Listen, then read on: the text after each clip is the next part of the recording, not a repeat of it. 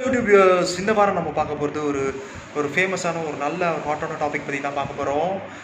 Master படம் எப்படிப்பட்ட படமாக இருக்குன்றதை பற்றி பார்க்க போகிறோம். மாஸ்டர் வந்து எப்படிப்பட்ட படமாக இருக்கும்?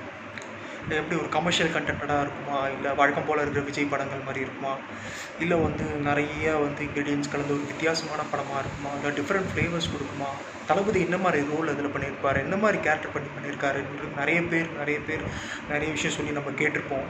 பட் ஆக்சுவலாக வந்து என்னவா இருக்குன்றது என்னோடய தாட் வைஸ் அது என்ன மாதிரி படமாக இருக்கும்னா, விஜய் சார் இது வரைக்கும் பண்ணக்கூடாத அளவுக்கு ஒரு கேரக்டரைசேஷனாகவும் ஒரு ஐ திங்க் ஒரு நெகட்டிவ் ஷேடும் படத்தில் இருக்கும்னு நினைக்கிறேன்.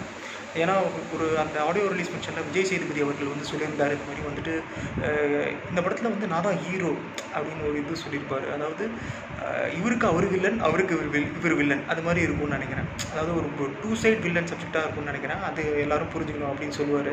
ஸோ அது மாதிரி படமாக இருக்கும்னு நினைக்கிறேன். ரெண்டு பேரும் வில்லனாக இருந்தால் வேறு லெவலில் ஒரு அது ஒரு டிஃப்ரெண்ட்டான ஒரு படமாக இருக்கும்.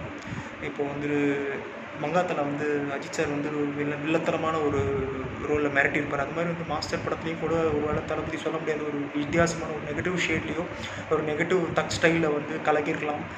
ஒரு நமக்கு ஒரு சர்ப்ரைஸாகவும் அது இருக்கலாம். சஸ்பென்ஸை உடைக்காமையும் அந்த ஆடியோ ரிலீஸ் ஃபங்க்ஷனில் எதுவும் சொல்லாமைக்கு உடைக்காமல் இருந்தாங்க. ஸோ மேபி அது மாதிரி விஜய் சேதுபதியும் வில்லனாகவும் விஜய் சாரும் வில்லனாகவும் இருந்தால் வந்து இன்னும் வேறு லெவலில் அந்த படம் வந்து டெரிஃபிக்காக இருக்கும். சரி, ரெண்டு பேருமே காம்போ வந்து இது வரைக்கும் வந்ததே கிடையாது. ஸோ அன்எக்ஸ்பெக்டட் காம்போ வந்து எப்போவுமே ஒரு சக்ஸஸ்ஃபுல் விஷயமாக இருக்கும்.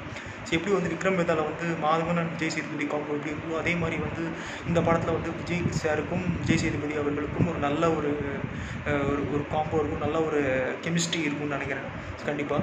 ஸோ அதை தாண்டி வந்து படத்தில் என்னென்னலாம் இருக்குதுன்னா வந்து படத்தோட ஃபஸ்ட் லுக்காக இருக்கட்டும், டீசராக இருக்கட்டும், டீசர் வந்து இன்னும் வரல. ஸோ அஃப்கோர்ஸ் டீசர் வந்தால் வந்து இன்னும் எப்படி அது இருக்கும்ன்றது தெரியல. பட் மேபி வந்து டீசர் வராமல் ட்ரெய்லர் கூட விடலாம். ட்ரெய்லர் வரும், ட்ரெய்லருக்கு அப்புறம் படம் வரலாம். ஸோ மேபி இந்த லாக்டவுனை முடிஞ்சால் வந்து நவம்பரோ இல்லை அந்த தீபாவளி டைமில் அந்த படம் ரிலீஸ் ஆகலாம். ஸோ அதை தாண்டி இந்த படத்தில் என்னெல்லாம் இருக்கும், என்ன ஒரு கண்டென்ட் இருக்கும், ஒரு கண்டிப்பாக ஒரு மெசேஜ் இருக்கும். அதை தாண்டி வந்துட்டு விஜய் சார் வந்து ஒரு ப்ரொஃபஸராக நடிச்சிருக்காரு இல்லை ஒரு ஸ்டூடெண்ட்டாக நடிச்சிருக்காரு தெரியாது. ஏன்னா அவர் அந்த அந்த சீக்வன்ஸில் வந்து அந்த அந்த ப்ரமோஸாக இருக்கட்டும், ஃபஸ்ட் லுக்காக இருக்கட்டும், ஐடி கார்டு மாதிரி ஒன்று போட்டுக்கிறாரு. ஐடி கார்டு வந்து ஸ்டூடெண்ட்ஸ் கூட போடலாம். ஸோ அவர் ஒரு வேளை ஸ்டூடெண்ட்டாக கூட நடிச்சிருக்கலாம் படத்தில் சொல்லலாம். ஏன்னா அவர் அவர் 46 வயசு ஆகுது. அவர் பார்த்தா வந்துட்டு ஒரு அவ்வளோ வயசான ஆள் மாதிரி தெரியல, ரொம்ப சின்ன பையன் மாதிரி யுத்தா அழகாக இருக்கார். ஸோ அதெல்லாம் வந்து அவர் ஸ்டூடெண்ட்டாக கூட நடிச்சிருக்கலாம் தெரியாது. இல்லை ஒரு ப்ரொஃபஸராக ஒரு டக் ஸ்டைலில் வந்து வேறு லெவலில் வந்து ஒரு ப்ரொஃபஸர் வந்து வித் ரஃப் அண்ட் டஃப் ஒரு வேறு மாதிரி ஒரு அந்த இதில் கூட ஃபஸ்ட் லுக்கில் கூட பார்த்தீங்கன்னா ஒரு போதை ஏறுற மாதிரி ஒரு சீட்டு ஒரு ட்ரக் அடிக்டாக கூட அவர் இருக்கலாம்.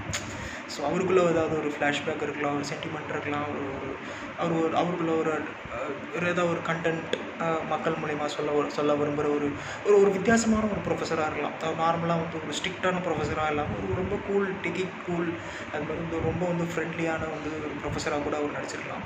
ஸோ இந்த படம் வந்துட்டு மாஸ்டர் வந்துட்டு ஐ திங்க் விஜய் சார் கெரியரில் வந்து ஒரு இம்பார்ட்டண்ட்டான ரொம்ப அவரே வந்து ஒரு கெரியரே மூவ் பண்ணுற அளவுக்கு ஒரு நல்ல படமாக வந்து அமையும்னு நினைக்கிறேன்.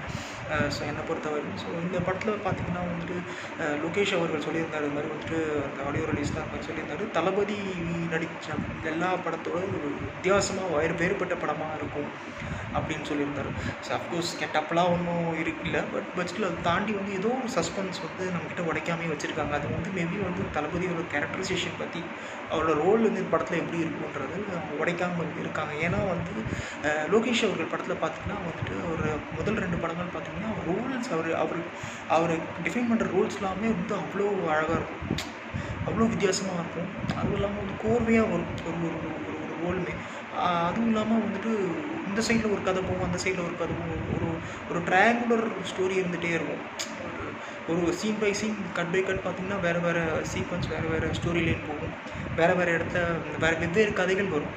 அது கடைசியில் டேஷ் ஆகி நமக்கு லிங்க் ஆகி அழகாக வந்து எக்ஸ்பிளைன் பண்ணியிருப்பார். அது வந்து ரொம்ப ரிஸ்கியான ஒரு கண்டென்ட். ஏன்னா வந்து அவரோட கண்டென்ட் எல்லாமே ரொம்ப ரிஸ்கியான கண்டென்ட்டாக தான் இருந்திருக்கு. இதுலேயுமே ஒரு சேஃப் கேம்லாம் ஆடிருக்க மாட்டார்.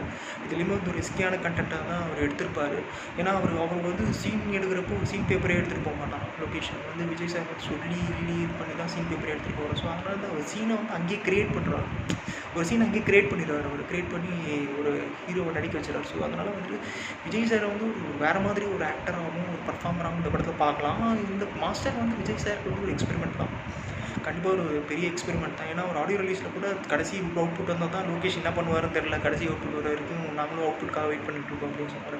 ஸோ அதனால் வந்து விஜய் சாருக்கே இந்த படம் வந்து ஒரு மாஸ்டர் வந்து ஒரு பெரிய எக்ஸ்பெரிமெண்ட்னா, பெரிய ஒரு ட்ரேட்மார்க் படமாக இருக்கும்னு நினைக்கிறேன். அவரோட கரியர்லேயே வந்து நிறைய பேர் அந்த மாதிரி ட்ரை பண்ணியிருக்காங்க அந்த மாதிரி வித்தியாசமான படங்கள். கமல் சார் வந்து பேசும் படம் ஒரு படம் நடித்தார். அப்போயோ அந்த டைமில் 80s 83 84 அந்த படம் வந்து அந்த டைமில் வந்து அது ஒரு பெரிய எக்ஸ்பெரிமெண்ட்டாக இருந்தது. ஸோ ரஜினி சார் வந்து ராகவேந்திரன் ஒரு படம் பண்ணியிருப்பார். அது கூட வந்துட்டு அது அவருக்கு வந்து அவரோட 100வது படமாக இருந்தது. அது கூட ஒரு பெரிய எக்ஸ்பெரிமெண்ட்டாக அவருக்கு இருந்தது. ஸோ அது மாதிரி வந்துட்டு every hero make a experiment. அது மாதிரி விஜய் சாருக்கு வந்து மாஸ்டர் வந்து ஒரு பெரிய எக்ஸ்பெரிமெண்ட்டாக இருக்கும்னு நினைக்கிறேன் அவரோட கெரியரில். ஸோ அவர் கெரியர்லேயே வந்து ஒரு மைல் ஸ்டோன் படமாகவும் இருக்க வாய்ப்பு இருக்குது, சொல்ல முடியாது. ஏன்னா வந்து நாட் ஒன்லி வந்துட்டு அவர் ரசிகர்களை மட்டும் சாட்டிஸ்ஃபை பண்ணாமல் எல்லா தரப்பு மக்களையும் கொண்டு வரணும்னு கூட நினைக்கலாம். ஒரு திடீர்னு ஒரு கமலஹாசன் சார் மாதிரி ஒரு அவரையும் கூட இன்ஸ்பயர் பண்ணி கூட லோகேஷ் எடுத்துக்கலாம். ஏன்னா லோகேஷ் வந்து பெரிய கமலோட ஃபேன். ஸோ அதனால் கமலஹாசனை வந்து விஜய்க்குள்ளே பார்க்குற மாதிரி கூட இருக்கலாம். விஜய் சாருக்குள்ளேயும் ஒரு கமலஹாசன் இருக்காருன்னு நினைக்கிற கூட தப்பில்லை, அது மாதிரி கூட எடுத்துருக்கலாம். ஸோ அதனால் வந்து ஒரு ஃபேன் பேஸஸாக இல்லாமல் அந்த படம் வந்து நிறைய எக்ஸ்பெரிமெண்டல் சீன்ஸாக இருக்கட்டும், அவரோட ரோல் எல்லாமே வந்து ரொம்ப வித்தியாசமாக மாறுபட்ட கதையாக இருக்கும்னு நினைக்கிறேன். ஸோ அடுத்த வாரம் வேற ஒரு வீடியோவோட உங்களோட சந்திக்கிறேன். Signing out, Bharath Sekar, Cinebuff. இந்த வீடியோ உங்களுக்கு பிடிச்சிருந்தால் லைக் பண்ணுங்கள், கமெண்ட் பண்ணுங்கள், என்னோட சேனலுக்கு சப்ஸ்கிரைப் பண்ணுங்கள்.